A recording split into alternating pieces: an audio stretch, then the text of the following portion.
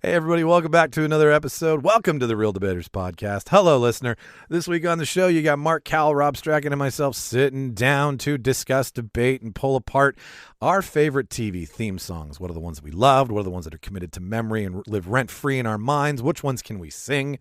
And then we move into best sci-fi movies not set in space. That's my fault. I'm an ignorant motherfucker. I always think Star Trek, Star Wars, star-based sci-fi. So we review a bunch of movies that take place on Earth and or in that topic, and then jump into a little morbid topic. We've got, if we were murdered, what on-screen detective, investigator, and or police officer would we want solving the murder, letting our families know what really went down. So that's who's on the show. That's what's on the show for you this week, ladies and gentlemen. March 4th, Sunday, 10 to 4 p.m. at the Kubota Center in Winnipeg, Manitoba. You can go see Mark, Cowell, and String Bean Comics. They are doing C4, which is collectibles, nerd-type things. It's 10 to 4 this Sunday, Kubota Center. If you want to go talk to him about comics, he's going to be there all day. And then us, April 27th, at Little Brown Jug, 336 William Avenue in Winnipeg, Manitoba, we will be doing the Reel Debaters Does Movie Trivia. 3 rounds of general movie knowledge trivia. Easy stuff that it's in pop culture and in the ether. Don't be shy. Please come. And it's cheap. It's $5 a ticket. You can buy them right now on eventbrite.ca or the app. There's only room for 60 of you. There's teams of 4 max. So find 3 of your friends, come and win some movie passes because the Reel Debaters are going to send you to the movies if you win. Again, that's April 27th, 7 to 9 p.m. at Little Brown Jug, 336 William Avenue. Delicious beer, movie clips, impressions, movie trivia, free passes. It's going to be a fun night. We'd love to see you there.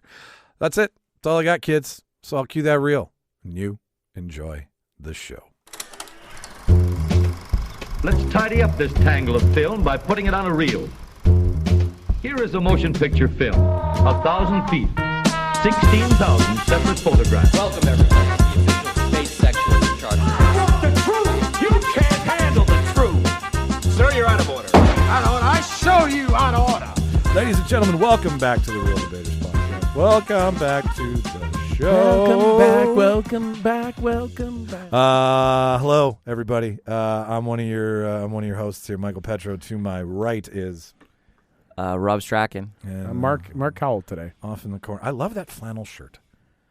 I don't think I've ever seen you in flannel. Oh, Yeah. I was feeling festive today.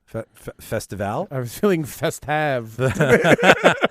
Hey, Like festive, like you want to go chop down lumber? Yeah. I'm just- Yeah. or You want to prepare a cord of wood? I was going to say court, and I was like, wait a second, it's a cord. And bake a tortilla. Tortilla. And what's the honey candy? I don't. The maple syrup on the snow. I don't know what the name. You know when they take the maple syrup and they roll it up in the little stick? Yeah, it's probably got a name, but I don't know. Festival is literally right Sugar. around the corner. They do that in the Sugar Shack. They do that at the Sugar Shack. I've never had it. I've only seen it being made. You would look so good at Festival. I feel like maple garden. syrup is supposed to be eaten on pancakes or bacon or French toast. Not on a stick. No, it's just You know, for years I couldn't eat sausages without maple syrup on them, even if I wasn't eating pancakes. Like I'd have bacon and like eggs and sausages and just pour maple syrup on. that's why I like HP sauce too, because it's kind of sweet. Yeah. Wow, interesting. So much I'm learning. Well, welcome back, listener. We're gonna go through some fun stuff for you. We're gonna review all the trailers. It's post Super Bowl, so we're gonna go through all the trailers that were dropped that we watched. I haven't seen all of them yet. I haven't seen all of them. I'm yet, excited to see some. That's of the these. magic of podcasting. I love that you brought up Tubi at the start too, because that's a hell of a that was a commercial. fucking hell of a commercial. Oh my god, how many people? We'll get into it. Yeah. So we've got that for you. I don't watch sports things. No, neither do I, but I knew about it. Well, you'll love the marketing. And then we're going to dip into some topics. What do we have? We have most recognizable or favorite TV theme song. And then we're going to move into who, if you were dead, you died, and you wanted, and it was a murder, horrible, but if it was, who would you want on screen to solve your murder?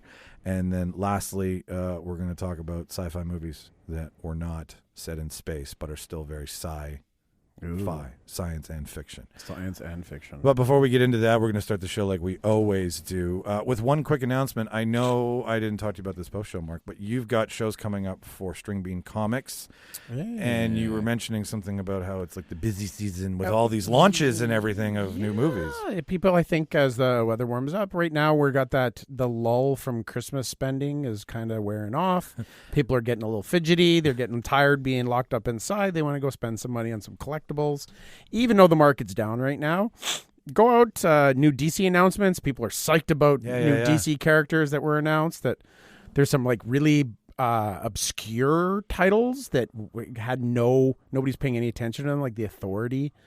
Was announced through DC. They're like, I haven't read all the stuff myself, but they're like an ultra violent group that's like Superman recruits in order to take care of an issue that the Justice League wouldn't touch because they're not serious enough. They don't have the chutzpah? Yeah. So then Flashpoint, we're going to talk about that. Lots of DC hullabaloo. Nice. So people are getting a little bit excited about that. And so the 26th is a comics and collectibles show on Lansdowne. Give me the notes and after. Get the address. And then on the 5th, the Sunday there, the Kaboto Center on Wilkes is going to be where this stuff is happening. And if people want to find you, it's at String Bean Comics on. Yeah, I threw this at him, so we can put the dates in the notes for you, listener. And it's actually on the 26th is at a Cole Lansdowne Gymnasium. There we go. 715 Wigginton Street. Wigginton. From 10 to 4. So that's a fun name. Comics, really collectibles. Come on down and take a look at some comics. Yeah, do that, listener. If you're in Winnipeg and the surrounding area and you like comics, go see Mark. Him and his friends know a fucking dump truckload about all this shit. It's go fun to talk to him about it. So, with that being said, they're almost the Overstreet of comics. If there wasn't already one. All right, I've waited all day to talk about movies with you fuckers. So, Rob, you go first. What'd you watch? It wasn't a movie. Okay. What was it? I watched a movie, but I'm not going to talk about it because I'm embarrassed. Can't lead with that. Now you gotta. I feel like that's a Lucy pick or something. It's not a Lucy pick, actually. There wasn't anything super concrete or new that I watched with Lucy. It was a lot of repeats. I've seen Puss in Boots so many fucking times. But how's it holding up? It's good. It's fine. It's great. It looks great. The show that I watched this week that I actually really thoroughly enjoyed was the first half of season 4 of You. So it has... what was I doing for you? Me? Of me? Of me? Of who? Oh, you? Hello? Not you. You. So, it stars Penn... Badgley, I think is... Bagley. From Gossip Girl, and this season is kind of taking a little bit of a twist, so to speak. It's a little bit, there's still like the obsessed love affair-esqueness that he kind of gets into, but it's not as central of a motive this time. It's a little bit more of a whodunit kind of backstory. It's moved from the U.S. to London. And I don't know. I maybe it's just because I love Dexter so much. I'm just fascinated by an anti-hero who's sociopath who kills people, who's crazy, but like I'm like rooting for him, which is like, and it's just I like that.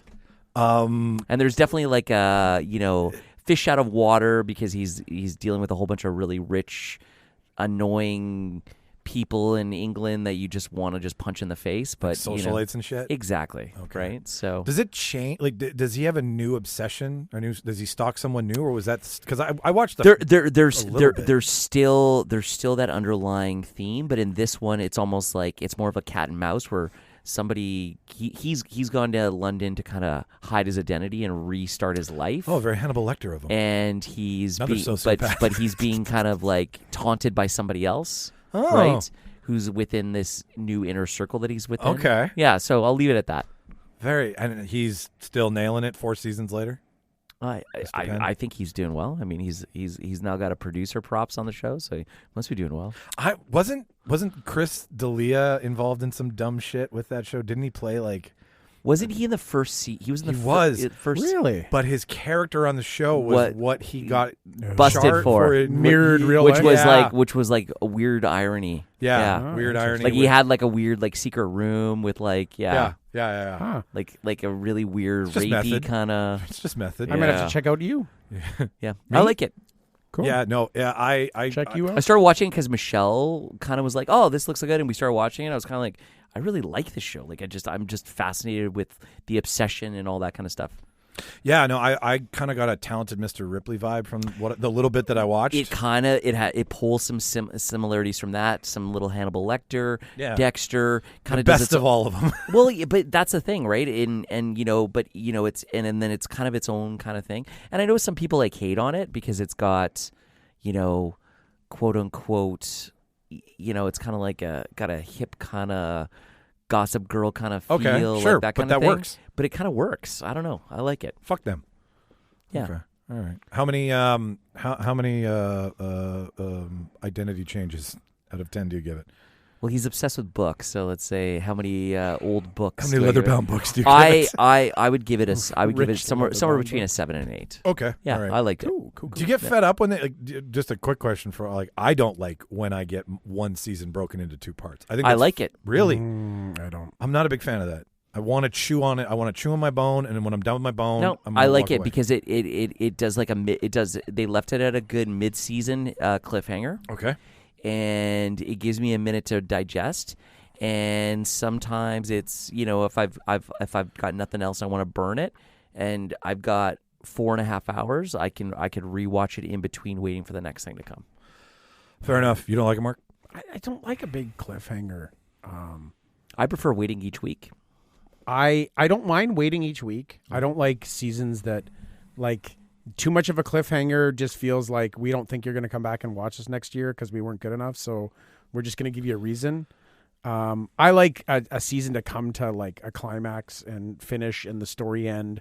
But I then like the climax. But and then finish, too. after that, give me something. Then feed me something that I'm like, ooh, what's this going to happen? I feel like Netflix is toying with the idea of doing more of this mid-season because they've only really been doing it in the last little bit now.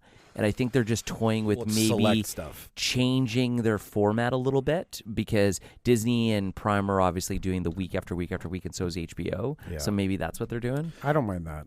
Because apparently everybody's canceling their Netflix over $7. Yeah, that's stupid. Like, get the fuck out of here. There's people canceling because they're like, fuck you, Netflix. And then a month and a half later, they're going to be like, fuck. Yeah, exactly. Reinstate. They're gonna late night text Netflix. For $10 a month. I couldn't be bothered to go through the hassle of figuring out how I can. Or Netflix is gonna go, hey, would you like another free month? Yeah, and sure, and then just auto pay. Yeah, you'll forget. Yeah, okay. I'll talk about what I got here. It's Oscar nominated. Well, fuck you then. I'm so okay. No, well, that's okay. I think you should let Mark go first. My segue was going to be he watched You, and I'm going to play off that. I watched You People. That's a way better place to start. Instead of I watched an Oscar-nominated movie. No, yeah, so flipping through. Go, You People. I got Oscar-nominated. Academy Award nominee. I got into You People, and it's on Netflix? Netflix. Yeah, Netflix. Yes. Yeah.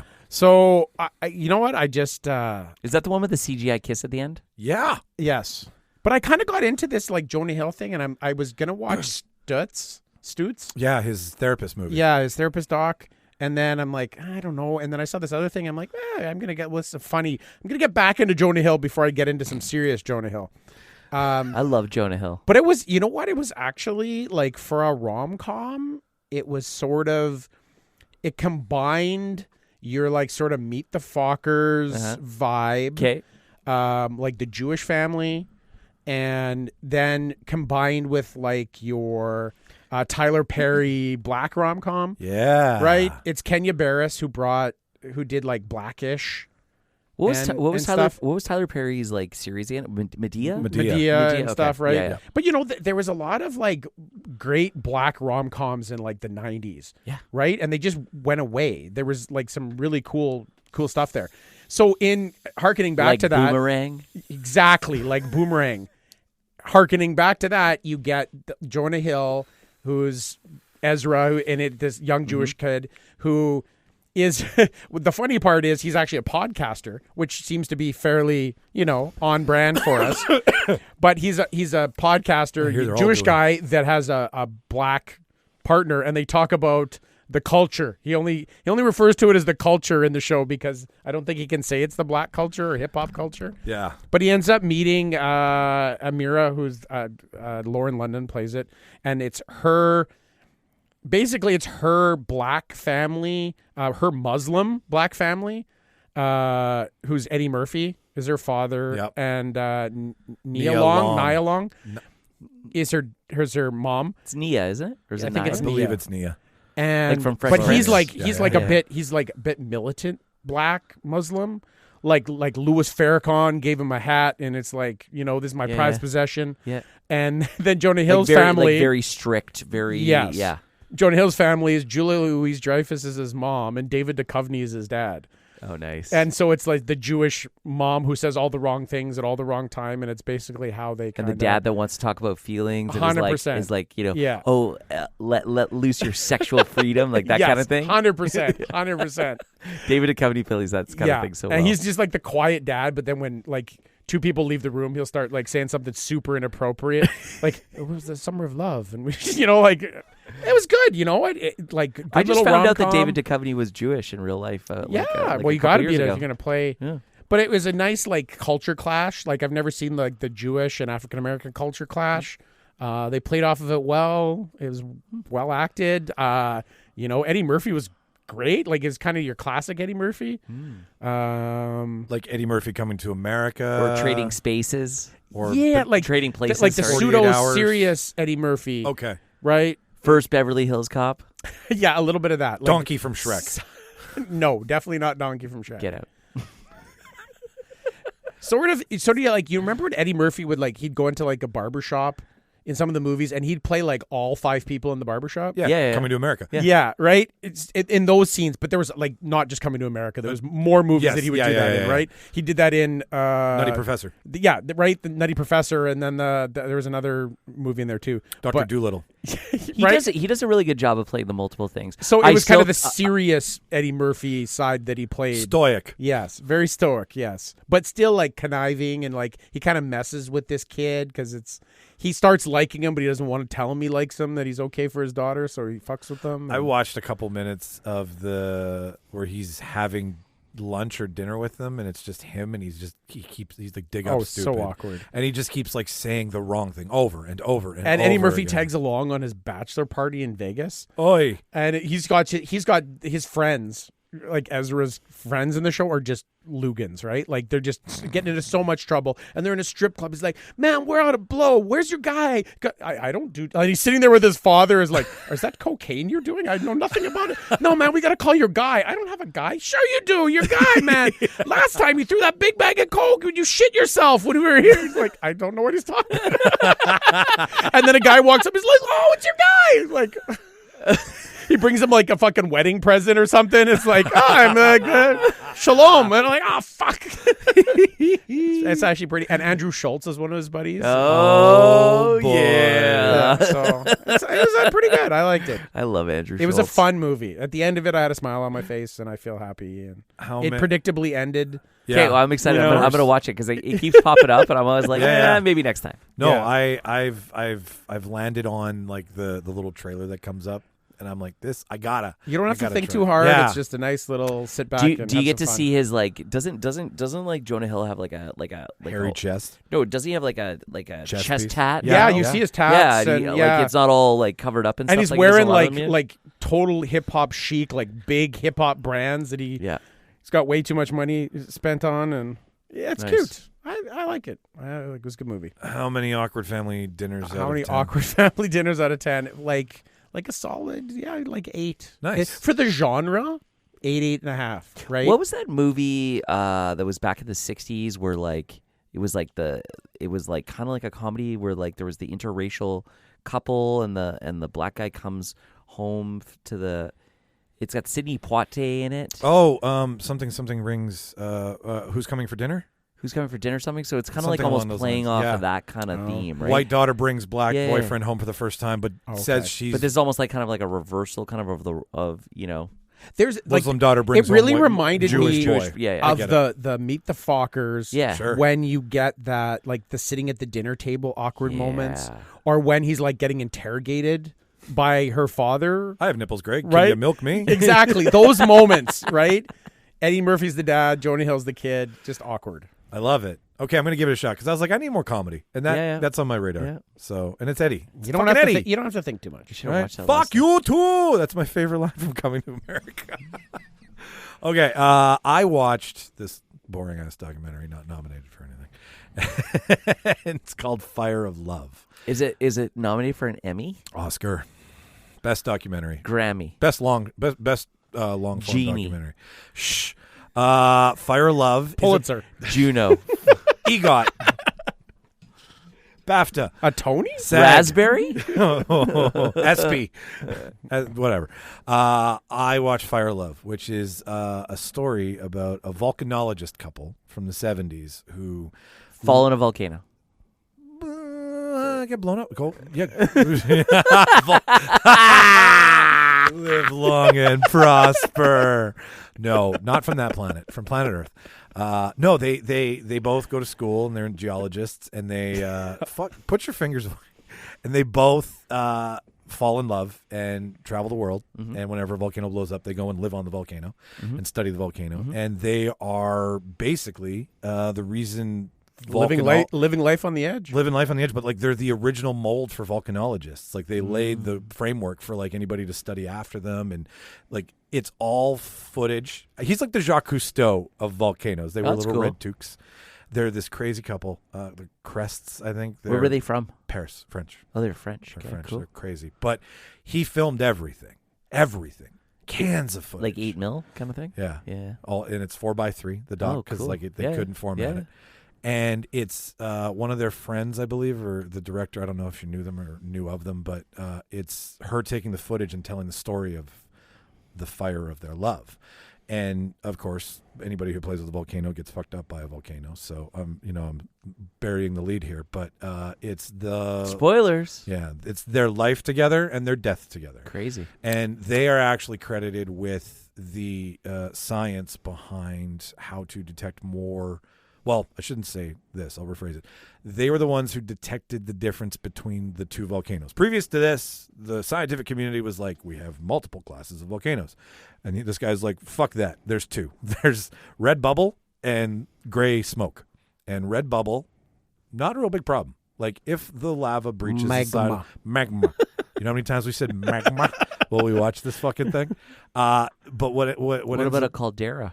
A caldera? Yeah, like Yellowstone. Where does that fall into that classification? I don't know. We didn't get into that. Okay. But A pseudovolcano. the Super volcano. they're the ones who realized that pyroclastic clouds were the worst parts of Can volcanoes. you say that one more time? Pyroclastic. Wow. Did you practice that before today's show? I may have warmed up with that. Yeah, that took a lot.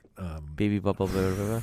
Rubber baggy buggy bumpers. Good so blood, bad blood.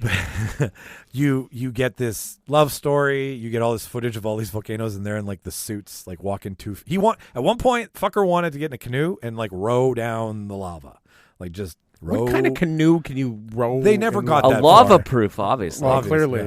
I don't know what's lava lava-proof. resistant. But they Nothing's truly lava proof. the reason Mount St. Helens was so It's an LP 68 or 80.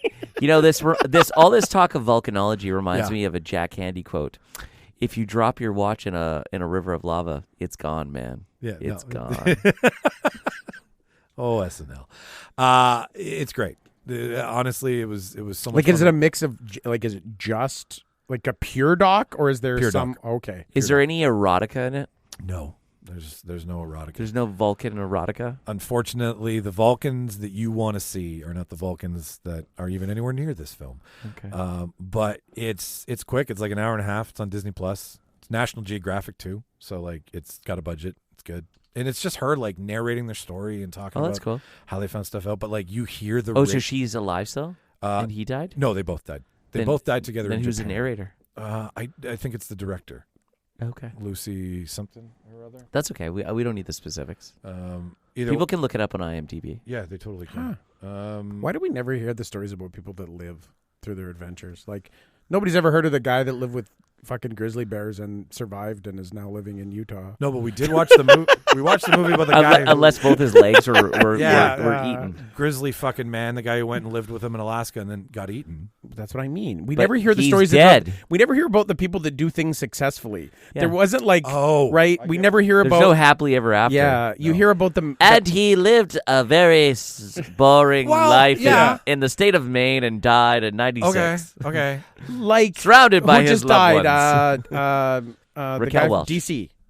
I don't know. DC. Who started DC brand shoes? Who Who started DC Comics? And he's the car If he's Jim, not- Gymkhana guy. If he's not Stan Lee, Gymkhana? nobody cares. Yeah, where he, in the car, like the rally driving, like the precision DC rally driving. Shuko guy. Yeah, I know who you're talking about. What the fuck's his name? Ken Block. Ken Block. That's it. He couldn't have died any other way than doing something No, extreme. that's how you go out. Right? Yeah. No, that's totally how you Who's go this out. guy? Ken Block. He did like extreme, like he's the That guy sounds that, like a made-up name. It's kind of like Max Power. he was like one of the main people from DC Shoes that sponsored. Oh, all- DC Shoes Yes. you're talking about. DC Shuko. right? And he did like the precision driving with like the rally cars where he jumped over shit. Yeah, and, okay. Yeah. yeah. He died. Like Travis Pastrana does. Exactly. Yeah. Very He was similar. doing that before Pastrana did, yeah. right? He died snowmobiling on a mountain. Oh, crazy. Okay. Probably so- like off. Oh, yeah, off, like crazy. Yes. Like I'm snowmobiling through 20 feet of powder. My snowmobile sunk. And it flipped and it landed on top of Oh him. god, that's fucked up. The out of 10 horribly tragic ways to die by blasting out of the fucking Yeah, where Strand. does Volcano fall into the Yeah, where bad does it ways fall of out dying? of 10 watches falling in lava? 10 watches. I'll give this 7 out of 10 watches falling in the lava. Okay. Yeah, 7 out of 10 handies. You know, if you want to dispose of a body, that is arguably the best way to Oh do god, it. yeah. 1200 degrees Celsius. If you're anywhere Like near, how many missing peoples in Hawaii are Actually- never solved because they're thrown in lava? Can I counter Oh, look, that? here's an active lava tube. Hang on. I'll counter that. They do show what happens when the wildlife and people are encased in lava, and the outside of you chars instantaneously, but the innards of you do actually hold shape. So there is like a cutout of you in the ground when you're frozen, like carbonite. Yeah, well, good luck finding that in 10,000 years. You're not. I'm saying you're totally right about the murder thing, but I'm just saying like there you do kind of freeze in time. So was the and you're Han pyroclastic Solo'd. cloud like what, like all the people in Pompeii that were like fucking turned into stone? Is that Kinda. the They- pyroclastic? I cloud? would maybe I would assume Or so. the people that died in Mount St. Helens. Mount St. Helens was pyroclastic. The one in New Zealand where all those tourists went, and that was a pyroclastic cloud. When that cloud comes, you're done. They have the radio clip of the volcanologist who was their friend, a guy who was on the mountain as it was coming, and his last words on the radio were, Vancouver, here it comes. It's actually not from the volcano. It's actually the dragon emerging from the volcano. Sorry. And its Yeah. breath Yeah. is the And pyroclastic cloud is really dragon's breath. Now you're talking. Yeah. I knew it. Matthew like that shit? McConaughey's on the back of this thing. That's and right. Daenerys is right That's what behind. those fucking weather balloons are looking for. Those dragons. Yeah. That's a very underrated movie, by the way, What is that one again? with Matthew McConaughey and Christian Bale. Yeah, the dragon, one. movie. It's fucking so Fuck, good. what's the name of that? Listener, tweet at us. That's the best sci-fi movie not made in space. Yes. We don't even need to debate that section No, when we get check there. the box. So that's Fuck, now I gotta check. What is that movie? kind of all I watched this week. Yeah, please check that out. So we'll move into the show now, ladies and gentlemen. First part of that, like we said, trailers that we will discuss. So we're going to bounce in and out of this. We're going to talk about them once we're back, and we're going to cycle through the majority of the ones that we want to talk about. There was a fuck ton. We don't have time. Have for we every- pared down the list? Yeah. We're picking like 3 or 4 or something. Guardians of the Galaxy, Guardians, The Flash, The Flash. the Beast Wars spot, Oh, I didn't see Rain that of one. Fire. Reign of Fire. There it is. Fuck, The that Beast Wars movie's good. spot, and I'll confirm with the list for another one before we end up. But those are the 3 that I think we really kind of need to focus on. Everything. Okay. Like Scream 6 was there. Is the new Beast Wars? Is that trailer even better than the original one? I It's- didn't see that. I only saw the first one. Yeah, I've only seen This the first was one. this was a Super Bowl spot featuring Pete Davidson. Oh, because he's the voice Mirage. of Mirage. Yeah. So, all right. So, listener. So he's the big Transformer. He's the big reveal. So we're going to bounce back and forth. So as we'll start here. We'll see you in a couple seconds. We're going to watch Transformers Rise of the Beasts. We'll be right back. Fucking sucked. It's a short. It's a Super Bowl. It's a cheap spot. It's you know what? It's not as big as the original trailer. You know what? For the amount of fucking money this movie's going to make, they could have fucking bought 2 fucking minutes and played the full fucking trailer. I know. Because the full trailer adds so much more context. I do appreciate the fact that they really focused on Mirage and all that kind of good stuff. It is footage we've already seen. But it's all footage I've already seen, and it's given us the 90s goodness, though. It's given us the 90s goodness, but I think it's going to be lost on a lot of people, and it's not going to be enough to really clinch them. If you don't know, now you know. It's true. That was clever. I just really like the full trailer, and I feel like fantastic. But you know what? If I hadn't seen the full trailer, maybe I would be like, "Oh, this looks fucking sick." This was just for the people who aren't diehards to have everybody's eyes, right? Because how many? I think people were. Some of it was people saw the original trailer, like, is that Jazz? Because Jazz was a Porsche. Yeah, but Jazz has a musical voice. Yeah, but Mirage wasn't a Porsche. Mirage was like a Lotus or something. Yeah. So they kind of mess with people. So maybe they want to be like, no, bitch, I'm not Jazz. I'm Mirage. I always feel like Jazz talk like Jazz. And Mirage is more like, whoa. Pete Davidson. Yeah, I don't know. Good casting. I agree with you, Rob. 30-second spot at Super Bowl. That's to me, where... Jazz needs to be auto-tuned in my head. T-Pain plays Jazz. T-Pain. Sorry to interrupt. That's okay. Yeah. No, I agree. There's nothing much to talk about here. It's a 30-second The movie looks spot. fucking sick, though. It does. I'm actually excited about a Transformers movie again, and I've been kind of... How'd you like Bumblebee? I haven't seen it. Go watch Bumblebee. Okay. It's good. I'll text myself right now. It's the story. Bumblebee, It's not a Is it going to make me Transformer. cry? It's good. It's you appreciate Bumblebee and the relationship between them, and I don't know. It restored my faith in Transformer movies. I am emailing myself right now. I'm going to email my work email because that's really important shit. All right, moving on. So second up, watch. Can you do it quietly? Bumblebee. So the second one is the one I think has got the most A, drama surrounding it, and B, we were like, what the fuck are we going to get? We're going to go watch The Flash. Oh, yeah. And we'll be right back to talk about this craziness. One moment. Listener. What's the play? Batman, what do we do? And what the fuck? Mark, you go first. It got me really excited for some DC stuff. I was really kind of questioning, still going ahead with Flash with all the Ezra Miller drama. Sure. Yep. And I'm like, they're actually going to put it out? And I mean, Gunn was very, very blatantly said, well, this is where the old universe is going to end and it's completely changed. And I think they were so deep into this and it's so much goodness and so many cameos and so much stuff that they're like, we just got to put this out. And it's a good bookend. We're not going to hype Ezra Miller, I don't think. No. They're going to push some of the other stuff. But I think it's an important movie, and it looks cool. I think the rehab tour that he's on is for this film because I think they've said, dude, if you keep fucking around, you're fucking around. And Batgirl was already hard enough for a lot of hard fans to swallow. This is you're going to let a lot of people down if this doesn't get out. Yeah. So I think it looks fucking exciting. Lots of shit happening. I also think it shows that maybe we shouldn't be canceling everybody just because they make a mistake. I agree. And they should be allowed to have some redemption. I now, agree. I think it's a little bit different if you are molesting or raping or those types of things. Sure. There's kind of a no-go area there. Yeah. But I think, just because you tweet something incorrectly or you say something shitty, like maybe somebody like Roseanne Barr, who then comes and apologizes after and goes, oh my God, I can't believe I said that, da-da-da. But now she's completely canceled. Yeah. This just shows that needs to kind of maybe And if they chose not to show it, how many other people's performances aren't we going to get? Well, and that's the thing. And hard work. And to your point, this is the first DC movie that I was like, holy in a long time where I'm like, holy fuck, I'm excited. I think this is the most excited I've been for DC movie since Wonder Woman came out. I agree for sure. I agree. And it looks. I'm more excited about this than Justice League. It's tying in. It's both versions. It's openly admitting it's taking part in the Flashpoint series, which is a great comic book series. Sure as hell looks better than Black Adam. No shit. I haven't seen it yet. Batman.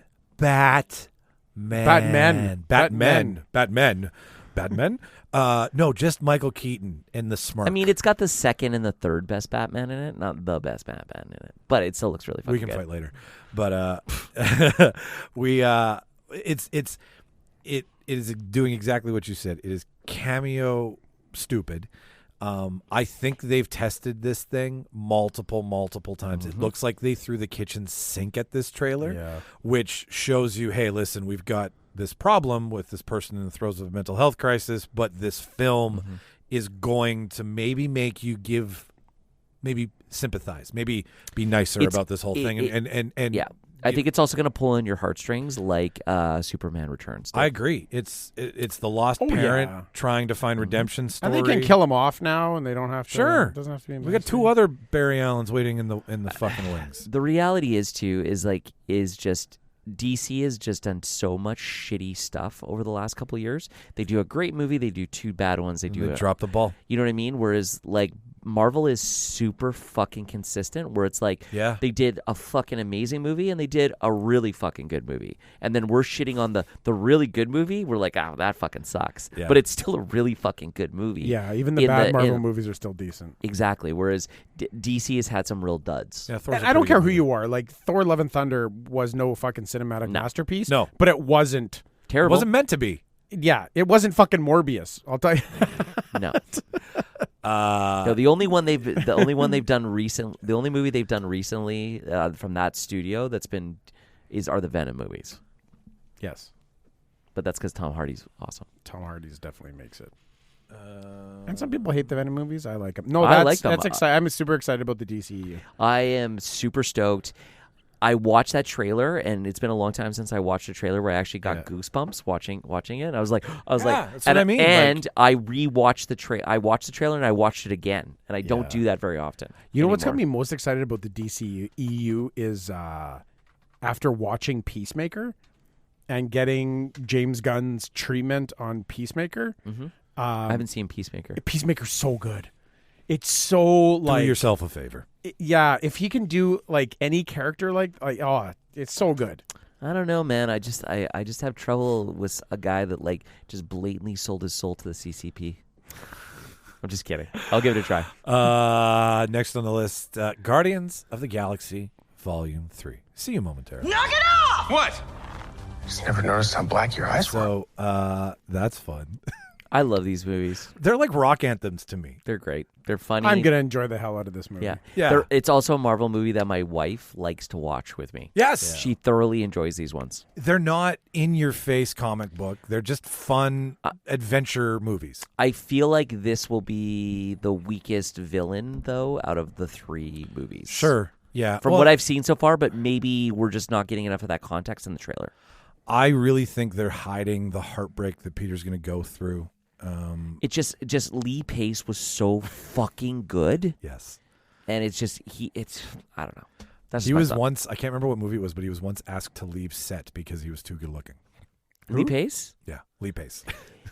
He's just a fucking beautiful man. But apparently, like, who's the guy that plays Drax? Why can't I think of his name?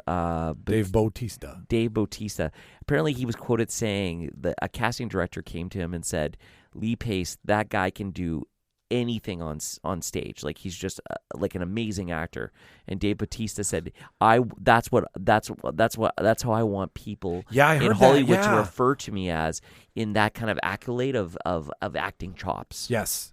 And he is, because he's old theater actor. I was reading something about him recently. I think Shakespearean kind of. Yeah, very, very much. And that's why he's so good in the Hobbit movies.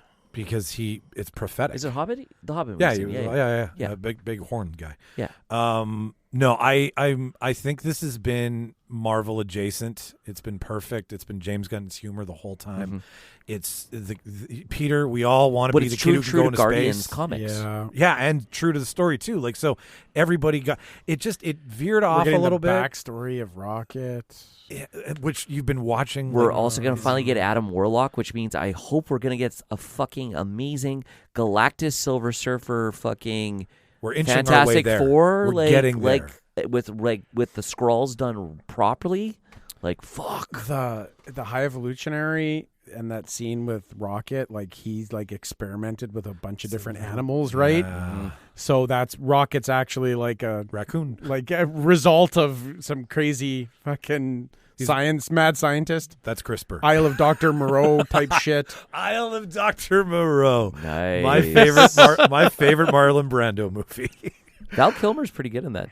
Oh, he's fantastic. Yeah. I think that movie's totally underrated. But I think he did it like on a universal scale, galaxy scale, galactic scale. Galactus. Let's go galactic scale. I get what you're getting at. Yes, but he looks so cute, little baby Rocket. He does, and everybody's loop's closing. Like Drax's going to go out in a blaze of glory. Yeah. You know, he's just been trying to find, the murderers of his family. Like everybody's loop is going to close. And I think How much is Vin Diesel getting paid to make some grunts this time? probably scale. I don't think they'll pay him makes much. a lot of movie for not. He doing could do that it. at home. Well, he gets back end though. Oh, he does? Oh yeah. Probably what, 2%? I 2% feel over- like he made $10 million on the last two movies. So like each one. 2% over 500 million. something like that. Yeah. Okay. Him and But I Bradley mean, Cooper they get to are put just- his name up there, and people go, "Vin Diesel's Oh, in it's it," a fucking and all family. he says, is, "Groot." But it's like we saw Groot. Like you made it when then you fucking Yeah. Well, that movie's paying for Fast and this is paying for Fast and the Furious. But like with Groot, you got Groot, then you got Captain Marvel's in the new Fast 10. every just Jason Momoa. I know it looks awesome. We're not spending $40 on that movie. 20. Okay. I will go see that movie with you. They are a guilty pleasure of mine. So for time and lack of really other interesting trailers, because these were the big three. So I feel we've How big? I satisfied. said it not on audio, but Yeah. the actor who plays Adam Warlock. Yes. What's his name?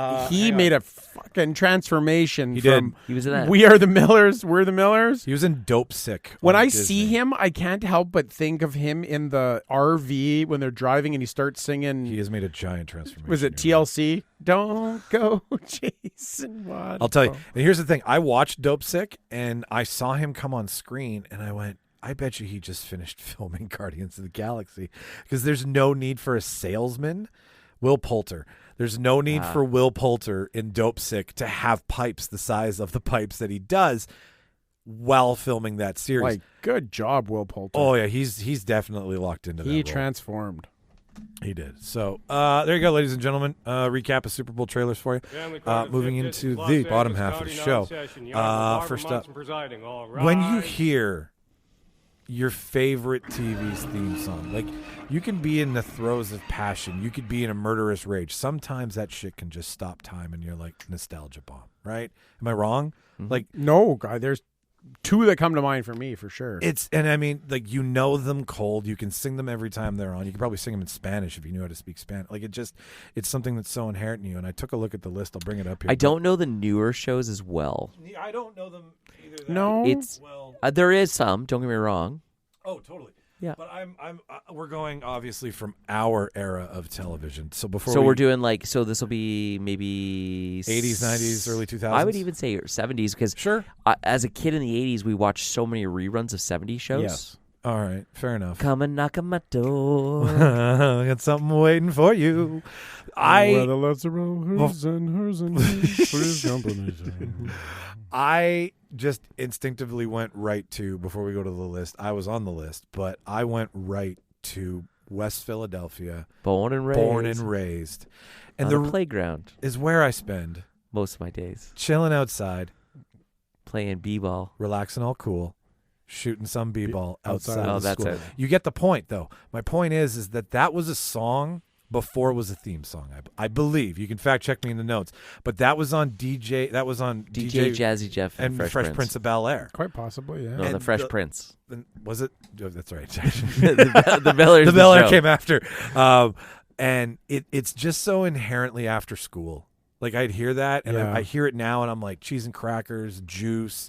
Mom's not home till like 5:30. Like, there's just so many fucking things that hit with that theme song. Everybody knows it. Everybody can sing it. You'd sing it when it started. Like it. I don't know anything. It's like Will Smith with his PG lyrics. It is. I'll take a woman out for a dinner. Woohoo! Woohoo! When they make fun of him on Family Guy, it's so good.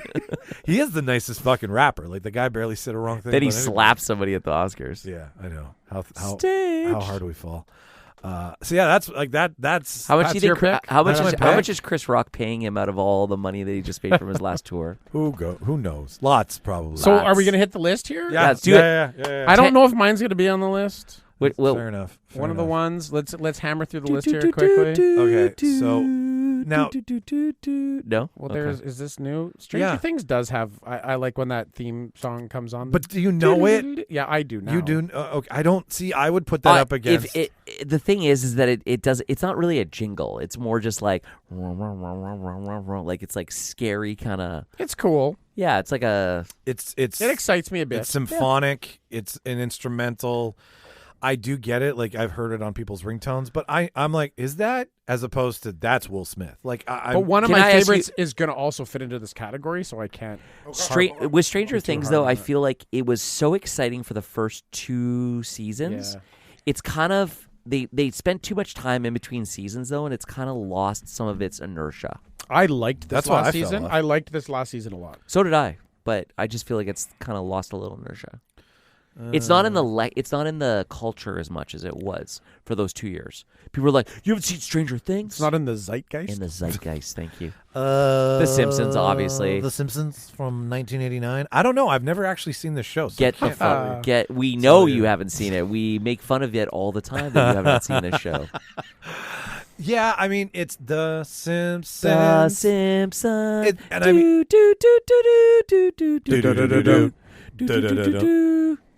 Come on. Fair, yeah. Danny Elfman. Is it Danny Elfman? Pretty sure. It's good. It's memorable. I don't know. It doesn't evoke emotion like some do. Yeah, there we go. I like that. Is it good? Is it memorable? I think Where Everybody Knows Your Name from Cheers is incredibly. It invokes a lot of emotion. That does invoke some emotion, right? It's and it doesn't show the actual cast. It shows all those like old timely like hand drawings and stuff. Everybody before the cast of the show, like everybody who. And it makes you think of a time where you go to somewhere where people know your name. Are you? Yeah, it's Danny. Are Elfman. you Norm? Are you in your group? Are you Norm? Do you want to be a Norm? Well, and like, no, I don't want to be a Norm. But like, who do you want to be? Everybody, the personality. Do you want to be a Cliff Clavin? I'm more of a Woody, I think. You're not airheady enough for that. No, okay. Am I? Okay, I definitely. You're a Carla. I want to be a Frasier. But yeah, you're Carla's husband.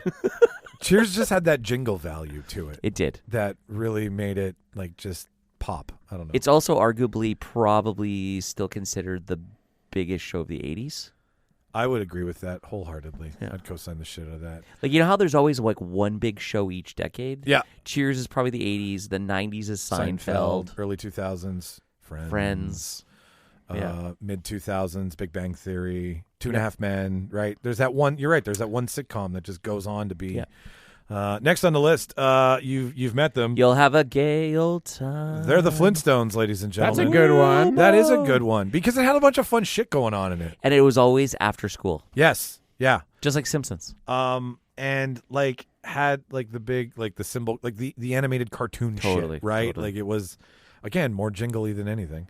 There we go. Fresh Prince, obviously. Yeah, 90 to 96. Wow, that only had a 6-year run. I thought it went longer. SpongeBob SquarePants strikes 0 notes with me. Zero. I mean, I know it, but I don't know. That's definitely a miss here. The Golden Girls.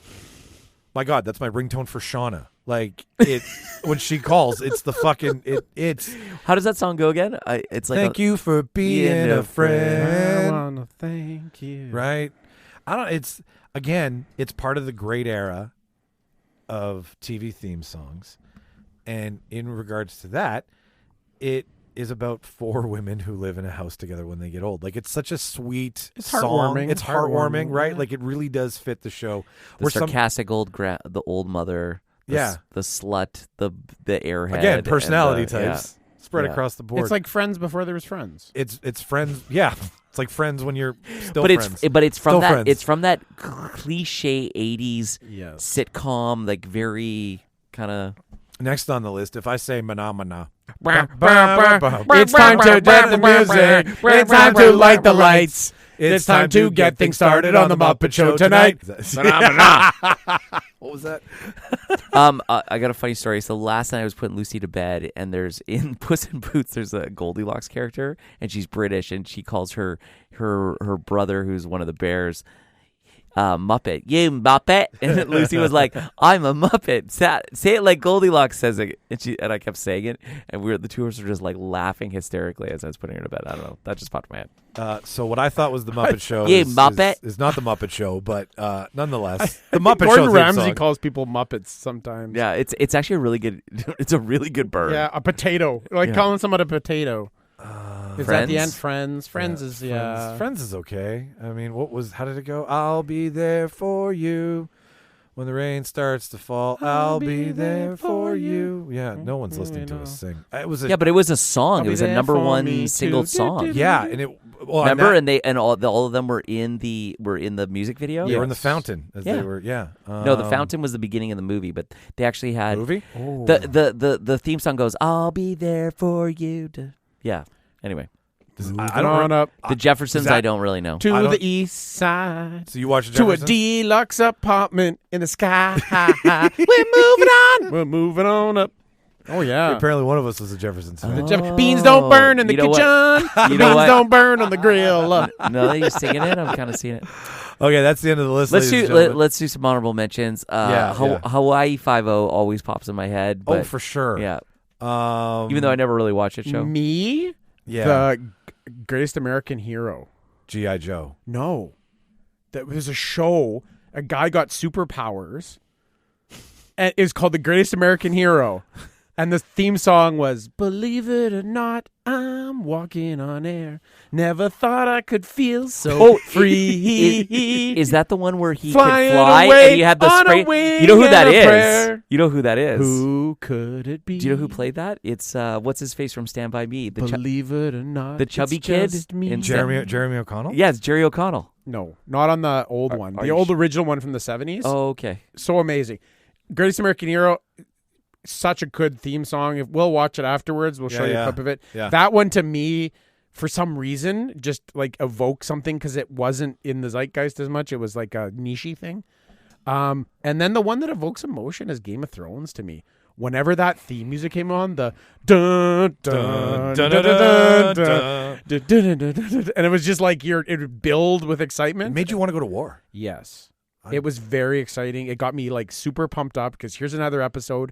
Strangely enough, Last of Us is doing that to me too. It has a very similar type of opening to Game of Thrones. Yes. But The like the cordyceps mycelium and yeah. cordyceps thing. It kind of reminds me of Westworld, though, a little bit. Because Westworld kind of had the same kind of intro, I wonder too. if it's the same guy doing the soundtrack, Romani. Very possible. Because his stuff is very like Westworld does that for me. Are you excited that Westworld's getting picked up by Tubi? I am. Too bad it's going to have a third of the budget. Well, no, I think they're. I don't. It's going to be that meme where it Wait a shows. minute. I'm surprised Tubi can pick anything up. I don't think. I think Tubi's getting the distribution rights. I don't think they're making a fifth season. Did you hear they're making a fifth? I don't season? know. I just No, heard. I think it's just going to Tubi and then. Oh, is that what it is? Yeah. Okay. If Tubi can afford it, that was like $100 million season. Yeah. Any other honorable mentions? Full House. Oh. Yeah. Right. Why can't I come off the top of my head with it right now? We can't play this stuff, listener, because if we do, it's There was there was like big lawsuits. What was also the one with Michael J. Fox? Oh, Family Ties. Family Ties also had a pretty memorable song. Or which I can't The remember Facts at of the moment. Life. Oh, Yeah. you take the good, you take the bad. You take them both. Family Facts of Matters. Life. I don't remember that one. Wonder Years, like all of these had that classic American jingle to them, right? Like now, I mean, Facts of Life for sure. The Big Bang Theory, Bare Naked Ladies, like nowadays, everybody, I think Friends really did that thing where it's like they pick a band and it. Yeah, and Big Bang Big Theory Bang was Theory for really sure. good. Yeah, right? Yeah, Yeah. that's really catchy. The whole damn world was in a hot wax night. All right. Well, moving on. Next on the docket, ladies and gentlemen, is best sci-fi movies not set in space. I feel science in space and sci-fi movies sometimes gets overrated, right? And there's so much fucking shit going on. Like science fiction, I don't know. With the Doctor Who's and the Star Wars and everything, like in the 50s to the 70s. That's science fiction. Yeah. Yeah. Time travel. I'm totally. Dude, there's 100%. so much. I would say only a third of sci-fi or even a quarter of sci-fi takes place in space. There just happened to be the big era of Star Trek and Star Wars. That's where everyone all jumps about space, to. yeah. Or that's where my Space mind jumps Odyssey, to, yeah. or Battlestar Galactica. dude, I could name I could probably name 50 sci-fi movies that aren't in space.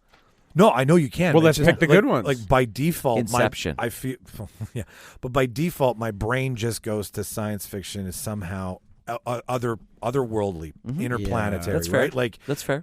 And I was going through this, and I was like, Because I holy think shit, that's where that's the exploration aspect of humanity, and we've already explored the oceans, and now maybe is space the next ocean to explore? It is the final frontier, right? Well, we These have are better the voyages. mapped the surface of the moon and Mars than we have our own oceans. If only we had gone to Mars, Rob. Or only gone to the moon, Rob. If only we had gone to the moon.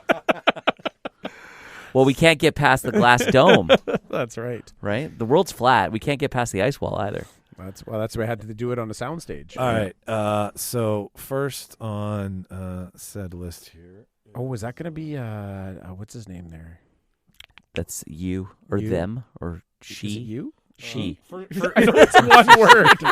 Her. It's Her. Those are not the pronouns I like. Blade Runner, 1982. Right. Yep. One of Rob's One- all-time favorites. One This might is say the one of my original all-time Westworld. favorite movies. However, I it actually doesn't saw this really movie take with Rob. place in space, but it definitely references space quite a bit. It does. Yep. You know, you've got Rutger Hauer talking about, exterminating humans like off like out in space and stuff like that. There's definitely references, but definitely that's a good pick for sure. I 100% agree. I mean, it stays on planet Earth. It deals It does with have flying cars. does have I mean, we are in the future. Yes. Right. We are in the fiction. It's actually in of the future. past now. Sure. Yeah. so it's Back to the Future. So right? Star Like, Wars. right? Like, but like it deals long with time replicants and cloning. Totally. And that's that totally falls into that bracket. And whoever And doesn't think coincidentally, so maybe can the get fucked. only movie I've ever seen with you, Rob. Did you guys go see 2049 together, or did Remember you see... we saw the re-release or the remaster We of Blade Runner with did. Jason? Oh wow! Did yeah, I saw 2049 with Jason though. But we watched the re-release of the original. Yeah. District 9. Oh yeah. Yeah. But I mean, Which- it's space. It's got a fucking adjacent. spaceship in it. It does have a spaceship in it, but by definition, the plot is not existing in space. The plot has to do with going to space. I love this movie, by the way. So do I think I. it is very underrated, and It's fucking apartheid. It's that story told from a different perspective, but we end up at the same spot. totally. I love the $30 million creativity with this budget. Yeah, it was The switch from Halo to this, and Blomkamp was doing Halo, and it just got too expensive. So this is what you get for $30 million. Like, you can't do that and really pull it off. No, it was a good flick. It totally Underrated. is. Very underrated. And like, there's always this chatter of like Blomkamp do District 10, like when they go back to their planet and then they come back home. And I even use this as a debate on the show. he was on Rogan. He was on Rogan, and he said that Oh. it's something that he would still like to do and visit, but he's got other things he wants to do right now. For sure. I don't know what Coherence We can just is go right about. by. I've Yeah. never right seen that fuck movie. by Sorry, that. listener, we don't care. Fuck you Edge. and your coherence. Oh no, we skipped Edge of Tomorrow. We skipped a really important one. Terminator. 1984's Terminator. Yeah. Yeah. Future, time travel, robotics, cybernetic humans. Yeah. Skin that goes over a robotic frame. Liquid metal. Right. No, that wasn't Skynet. that. That Yeah. was that too. It's coming. It's coming. It's on all the the way. same thing. Skynet. I mean, yeah, it like- shows us that you don't fuck with lava. You don't fuck with lava. Molten metal. or robots or any sort of futuristic being for that matter. Yes, the Skynet. Yeah, the computer's coming to take fucking AI. Right. Skynet's in the zeitgeist right Yeah. now. Well, yeah. We're Chad GPT. Hello, It's fucking Skynet. Skynet. Yeah. That's stupid AI. Edge of Tomorrow, which I just recently What's the finally other name for it? watched. Live, Die, Repeat. Yes. There we go. I just watched this. I'm gonna. I fucking love this. You know movie. what? Good Tom Cruise movie. Very good Tom Cruise movie. You know Emily- why? Emily- Because I get to see Tom Cruise die about 150 times. More. I love any movie with the premise of the repeating With day. Tom Cruise dying? Right? Yes, Whether it's agree. Groundhog Day, whether it's this one, whether it's Source Code. Yeah. There's With so many of them. the one at the hotel. Oh, 1407. No. Pacific Palms. The one with Andy Palm Spring. Palm Spring. It's That was so Yeah, good. I didn't even know that was the premise, and then I'm watching it, and I'm like, wait a second. This is awesome. this the premise? This is so amazing. I know a few people who fell into that. Yeah. I loved it. I watched this like last week. Very cruisy. Like I love how he's not the leading man that you expect, and Nope. she is. Yeah. She's the ass kicker. She's the one taking charge. She's the one running the mission. But his character grows throughout the entire thing. I love the D-Day esqueness too, Oh, like how yeah. like the approaching thing, then and they've been pushed right to the brink of Europe. And, Using the time loop and the aliens, using your brain to then see forward as you go back in your loop and go forward, and they have an advantage. I was like, that's fucking. this movie hard was to everything Oblivion should have been. Write. Oh, I agree. I agree. I couldn't agree more. No, And it was good. Oblivion will not be on this list It's because of that space. reverse Starship Troopers. Starship Troopers, they Yes. go to the bug planet. The bugs and the aliens come to our planet on this one. Like, it's,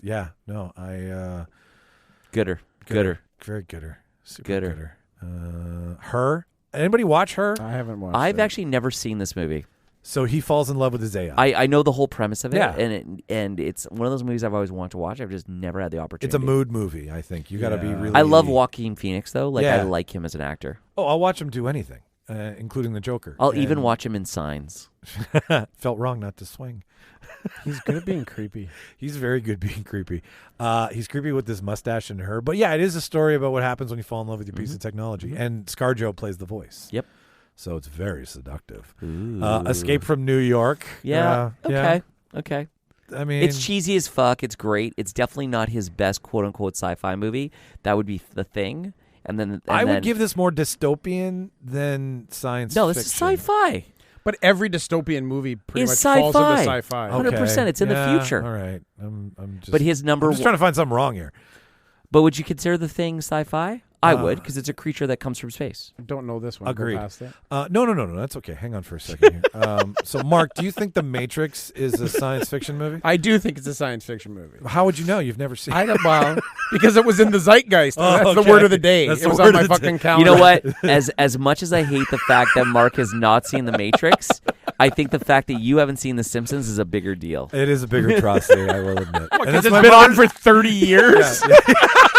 You can literally watch it every day on TV when you were a Do child. not turn the tables here. Like, Mike, If can I ask you? tried to not watch The Simpsons, I don't think I could Yeah, succeed. like, Mike, can I ask you a question? Like, You've been were happily you not avoiding The home? Matrix. Were you not home alone after school and your parents weren't around? But did your mom just instill this shit in your brain so much that you would feel this inherent guilt to even watch it when they weren't around? Like that's for my therapist, not for now. Okay. Did you ever fall asleep watching Fresh Prince and wake up and fucking The Simpsons? What the fuck is going on? This immediate cloud of Catholic guilt falls over me. I shouldn't be I watching love this. it. I love Shouldn't it. be watching this this. that obviously needs to be on it. Yeah. Let's throw some more out. Yeah. What's your picks? A great one for me is, like I said at the beginning, Inception. I think should be on here. I love The Abyss. Yeah. I think the under the ocean shit? Yeah, it is. It's great. Ocean Worm. A great sci-fi movie that's underrated is I really like Cube. Oh, Ooh. oh, sir, that is a deep Interesting. pull. Oh yeah, Cube 1, 2, and 3. yeah. Oh yeah. I think Minority Report should be up there. Oh, good Lord, I yes. think In- Paycheck should be up In there. the Air of Inception, Tenet was like pretty cool. What I liked about it is not only the time play, but how they actually rolled in and taught you the technology of the time play a bit. How entropy works. Right? That was cool. I'm going to throw it here, Tron. Oh, Oh yeah, Right? Disc Wars, baby. Like I would original Tron. I like the sequel too. I love the sequel. So I'm not cool. looking forward- That's in a fucking video game. That's awesome. Yeah. No. Ex Machina Oh yeah, Oh, yeah. for me. that movie's amazing. You want to talk about scary AI? Yeah. That's fucking scary AI. Yeah, it is. And I love Domhnall Gleeson. I mean, Nepo Baby, sure, you want to That's give him what, shit. the but Uncanny Valley? yes, the Uncanny Valley, where nothing, we can't tell the difference. Yeah. If you can pass a Turing test, fuck, that's scary. You know what? Looking at a poster that's in your room right now, I would say The Prestige is a fucking sci-fi movie. It does use Tesla coils. it's you got to think of it from the period piece and how it's using. It's like Back to the Future. obviously. Well, yeah. I mean, on the nose, buddy. I know. Sometimes we miss the things right in front of us. Yeah. You want to go deep, and then you're like, whoa, yeah. No, I can see the prestige because I mean, Marty. You could argue it. You could argue it both ways, right? You could. Yeah. No, I really do love a sci-fi that is rooted in some off chance. Like Black Mirror really makes me happy because it's like, this is what happens when you play with your toys too much. And like these things get set in society and you can't dial back the fucking dial. I like that kind of dystopian. I right? also like the sci-fi that could fucking still be real. Like Yeah. like The Abyss. We don't fucking know what's under the ocean. Well, like I right? said, we That could be real. We've Right? mapped the surface of Mars more accurately than the floor of the ocean. So those are things that no matter how long it goes, it could be going on down there. Isn't the ocean, like, of the ocean, 15% has just been like traveled to, and of that 15%, 5% is like mapped. Well, is it some think stupid and think about this number? too, right? Like if you go back to the last ice age, right? Yes. 12,800 years ago, Younger Dryas, right? The oceans have risen Ooh, 3 you to subscribe 4 to the Younger Dryas. 300 to 400 feet higher than that, right? So think about how much land that We don't humans know about. probably occupied at some point Land bridges. is Clearly. now Pangea. underwater. 11,000 years ago. Yeah. Yeah. What's that documentary on Netflix? Hancock? Is that what you guys are? You guys are? Yes. Yeah, I know.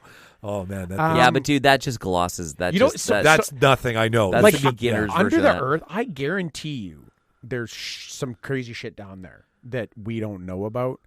Like, and even the people that have gone down, like James Cameron has gone down to the Marianas Trench, right? Yeah, there's deeper. Right? And he only saw, or they only saw like 10 feet around them. Like you can't see, it's so black down there. So what could be lurking in the fucking shadows? What's this close? exactly? What's your 11 light, feet your away? light only goes down like about a kilometer, right? Right? Like there's a lot of Some of- deep, dark ocean. There's where, parts of ocean I think that are like 5 kilometers deep. Oh yeah. I also really like hard sci-fi, like Primer, with time travel. Have you guys ever seen Primer? No. It's an independent film. What about Time Cop? What's the one where you only get a What? certain amount of time and you can bet with it? Timeless? Time. Oh, the one with Remember that one? with what's his face from NSYNC? Justin Timberlake. Yeah. I actually didn't That mind was that kind one. of an interesting. Yeah, it was a class one too, right? Yeah. yeah. You guys should check out Primer. It's two guys who are very much like fucking Mockingjay, Hunger Games. Hunger Games, Oh, yeah, right? yeah, Like the yeah. classes and the districts and These two guys in Primer, they come up with time travel by accident. They're engineers fucking around their garage trying to come Is up that with a new shitty patent. one with the box? Yeah. Yeah. Yeah. Like they made it for like $12,000 or something. Yeah. Yeah, it's actually pretty. It's very clever. Yeah, that's hard sci-fi. Like Yeah, you get yeah. into like the science of time travel, and it really messes with you. But anything that's like space is the default. But yeah, I think we the can all agree. quantum realm. I Right? actually- Yeah. fucking Ant-Man. I think for sure there's more sci-fi movies that don't have space than do have space. I agree with you. Now that we've kind of talked it out here, for sure. It just, I don't know. You grow up being a fanboy of Star Wars, and you're just Like, that's how you get calibrated, Isn't right? the fucking fly? Isn't that science That's fiction? sci-fi, dude. Brundlefly, definitely Yeah. science fiction. Yeah. He was trying to make a teleport machine, and well, Yeah. look what happened. the movie Gattaca. There's a good example. Ooh, yeah, They technically launch into space right at the end, but they don't go into space. that's true. What's the other movie with Jude Law? With the weird, creepy one, Existence. There's another really weird sci-fi Oh, I haven't movie. seen that one. AI with Jude Law. What's the one with Mm-hmm. the cities or fucking moving cities? Howl's Moving Castle. Oh, Howl's Moving Castle is one like that. I've seen it in the theater. Oh my god! It's got the guy from Umbrella Academy Something in it. machine. You should know this, Mike. What's it Where on? London is like a moving city, and the cities are battle with each other. Oh my god! Another one that I really like is the one with John Carter. The With biggest John Disney Carter? flop. I like John Carter. Really? I like that movie. Watch it again, and tell me that movie should have been a fucking hit. Oh, I don't doubt that it was. I'm just saying it was a flop. They didn't market it. They did not market it properly. That movie should have been a $500 million movie. Like, it had every element of just being fucking amazing. And they just butchered it. Mortal Engines. Mortal Engines, yeah. That's on HBO. Yeah. Yes. Aliens versus I Cowboys. didn't know the cities would battle. Oh, it's a dystopian future where the cities are like moving creatures. They're like fucking boats and tanks and basically, yeah. And it has Agent Smith in it. Yeah. Oh, nice. I think sci-fi is good. Let's come back to Earth for a second. Well, we've been on Earth the entire time, but let's talk about that. As mentioned at the top of the show, if our last segment is affectionately titled "If I Was Murdered," and we're going to talk about if that true indeed did happen. So is this who I want to be murdered by? No, this is who you want to help Michelle find who your killer is. Okay. Yes. So imagine for a second, if you will, Rob. So who I want the detective to be. Yes. It has to be a famous detective? It's got to be a famous on-screen detective or policeman. Somebody with the sense of like a true dragnet. Somebody who can solve the crime. Benoit Blanc. I mean, who Hey, Sherlock Holmes. Who do you Sherlock Holmes? Right? Like I'm Benoit Blanc. Okay. Why are you Benoit Blanc? I mean, I know that's who I want. Okay. Just why? Because I just watched Glass Onion.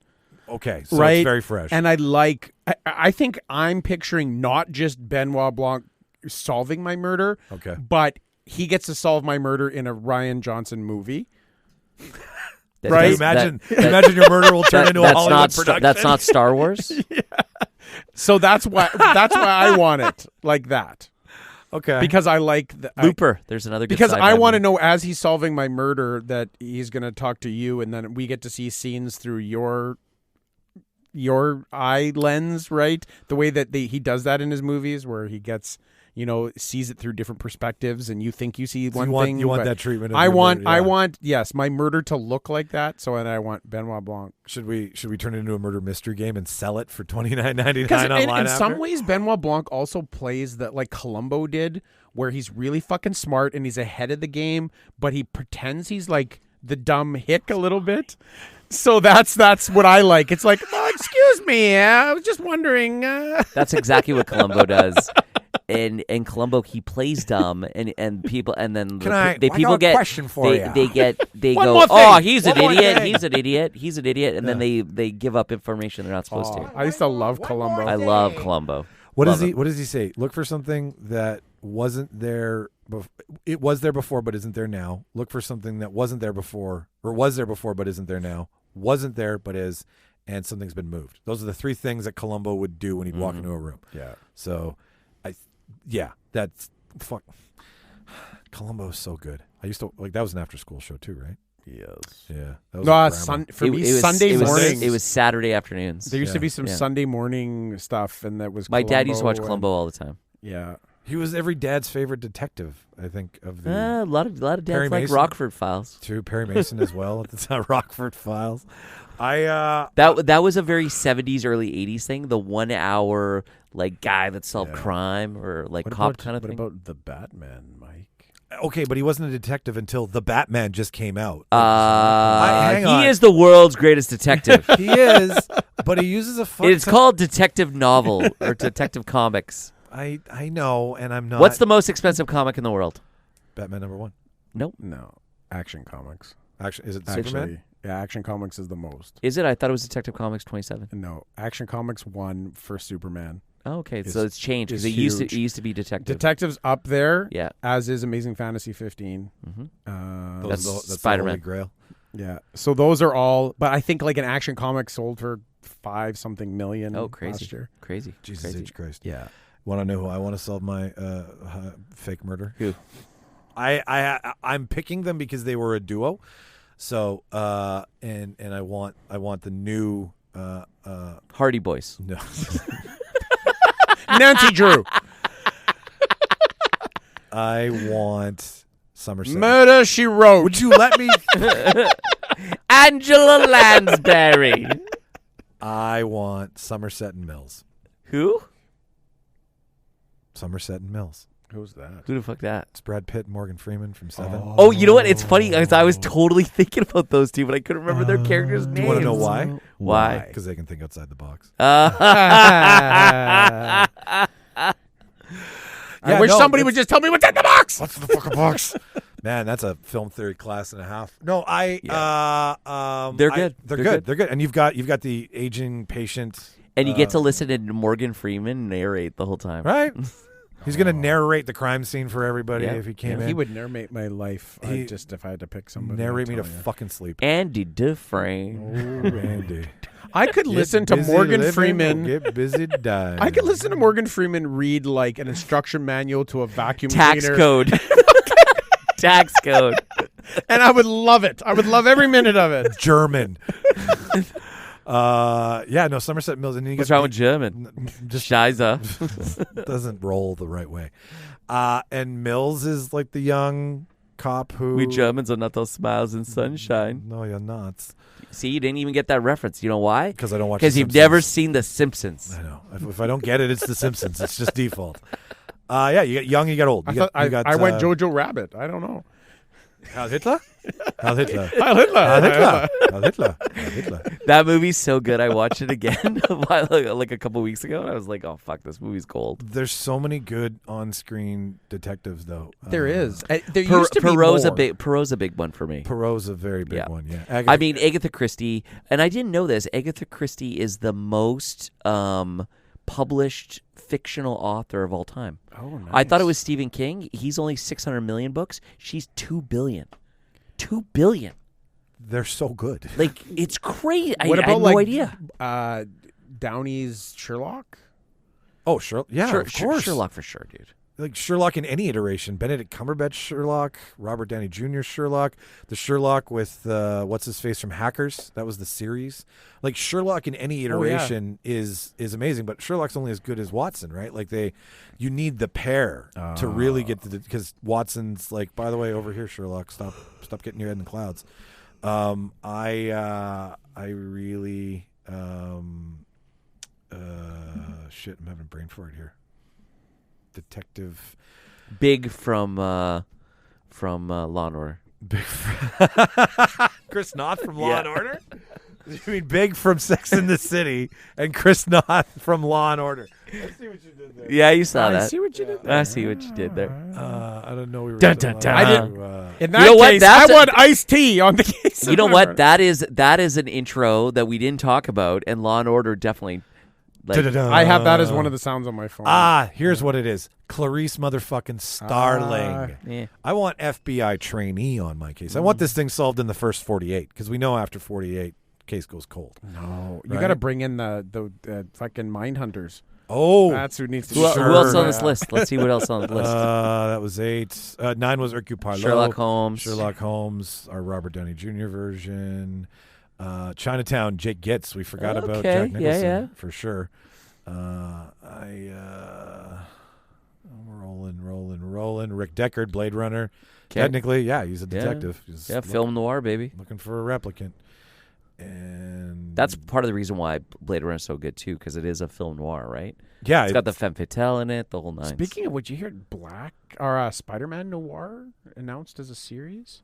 I did, yeah. Like a 1930s detective. Loki from Prisoners. Yeah, he was. I mean, he'd be really good. He was really headstrong. He wasn't going to give that murder to the cold case. Prisoners is fucking good, man. Harry Callahan, any Dirty Harry iteration. God. I mean, that guy will just beat people down to solve your murder. Someone will cave under and go ahead, make my day. And then Philip Marlowe in The Big Sleep. That's original film noir. Yeah. Okay. Raymond Chandler, Howard Hawks. That's from like Double Indemnity days, that type of thing. Oh, I get it. That kind of classic. Hey, say hey, kid. Hey, come here, kid. All the gin joints in all the world. Right after World War II, definitely was like, had to uphold to moral standards, like that kind of thing. A man and a woman can't be on a bed together. Never mind two men, but you couldn't have their feet off the floor and all that bullshit. Yeah, no, I mean, and that's definitely your crime caper, right? We used to listen to the old radio programs, the detective shows where, what was the guy's name? Sam Spade. Be like, she walked in my office. I knew she was a bad dame, but I went for her anyway. Her legs, they were so long, they went right from torso to the floor. And kept going. And boy, could they walk. Why don't people talk like that anymore? Damn. It's a bygone era. It is. Oh, I'm going to talk like that every time. So I used to fall asleep to answer the that. phone. You'd listen to him and be like, just like, it's relaxing in a good sort of vibes. way. Yeah. Yeah. No. I mean, I don't think I'll ever need somebody to solve my murder. I don't plan on doing anything nefarious, but if I think I'd be murdered for like knowing something if I was to be murdered. How about you have to solve your own murder? Okay. What movies? I feel like that's a movie plot where somebody is going and solving their own murder. Pre-crime. Minority Report. No. Go to the next one. I think that was the last one. On That the was list. it? Yeah. The 20 best film noirs of all time is next on this webpage. Oh, so. okay. Oh shit! I'm dropping stuff. I feel like they missed some. Yeah. No, they totally did. They always miss shit. Fast X director incorporating Paul Walker in upcoming film. I believe, I'm going to put this on the record, I believe that after seeing the trailer for Fast and the Furious. I haven't seen it yet. Well, Captain Marvel's in it, though. yeah, right? Bree's in it. And Aquaman. I'm betting is going to be Paul Walker's sister. Like his An character's unknown sister. Yeah. Paul Yeah. Walker's character's sister is going to be Brie Larson. He's about the only one that hasn't had a brother or sister or sibling appear out of, right? Because we had family. We had bad guy's brother show up as like Statham.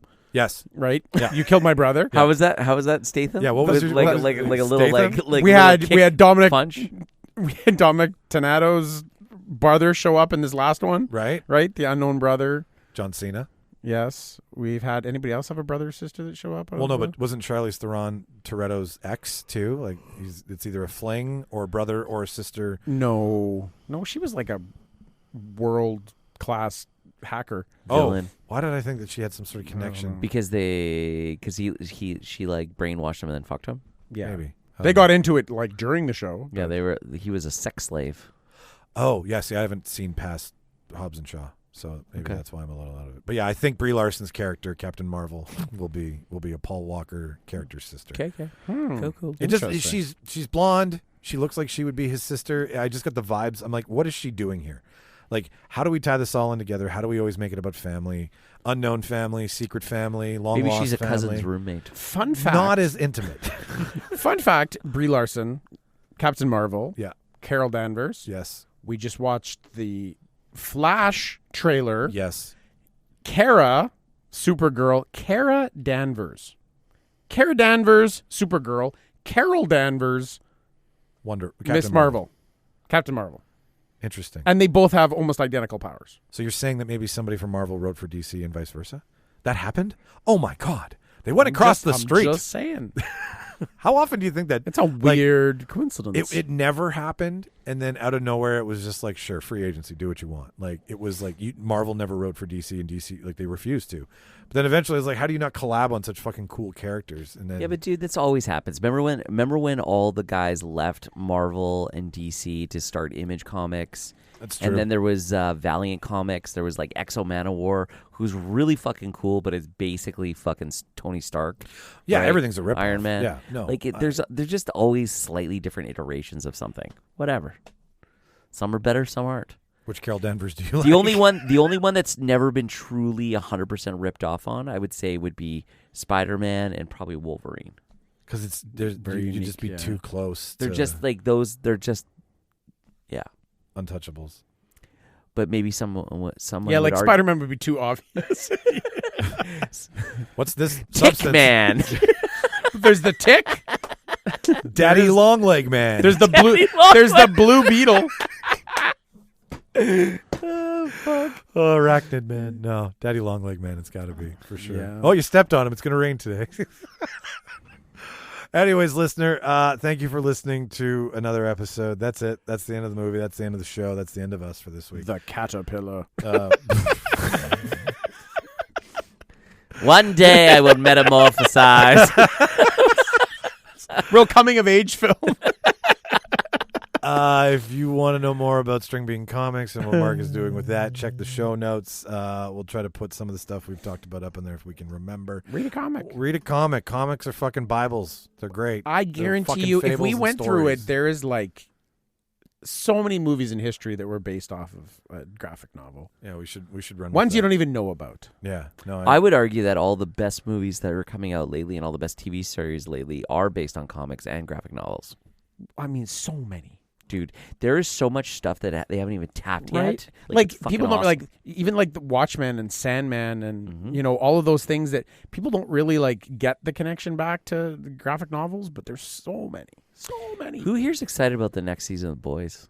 That's all I God! think about it a lot. Did you hear there was an interview and he said that the director or one of the actors or something said we just like one of the most shocking moments or the most shocking thing that I've ever seen be on TV is going to happen in this season of The Boys. Mm-hmm. The most shocking TV moment like ever. More shocking than shrinking down, doing a bunch of cocaine, going into your gay lover's dick, and then fucking sneezing, and then fucking. That is creative gore, and it's going to be more than this. I love the fact too. Have you seen the behind the scenes shots of the giant penis like they made set, for the set?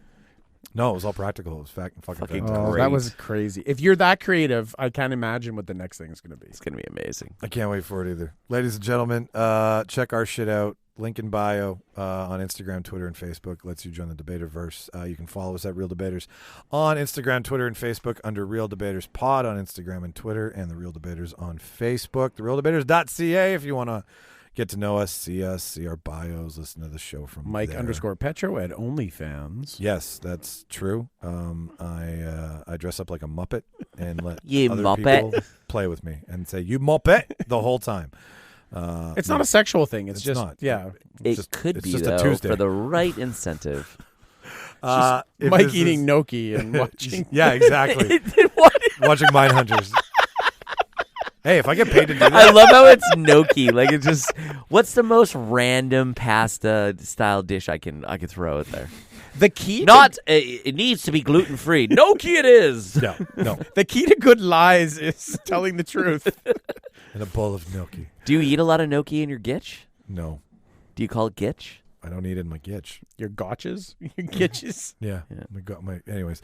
Thanks again, listener. knickers. Shush. I'm trying to end the show. You Muppet. Fuck off. Thank you for listening. If this is your first time, go backwards. Listen to a bunch of other stuff. There's like 100 some odd episodes back there that are fun to listen to. I have been Michael Petrow.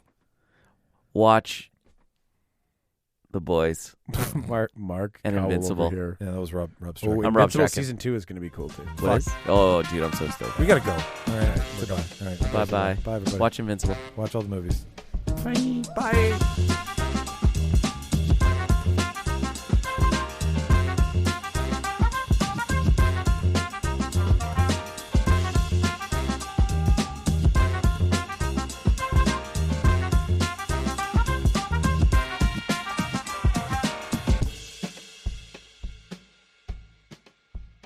Farewell and adieu to you fair Spanish ladies.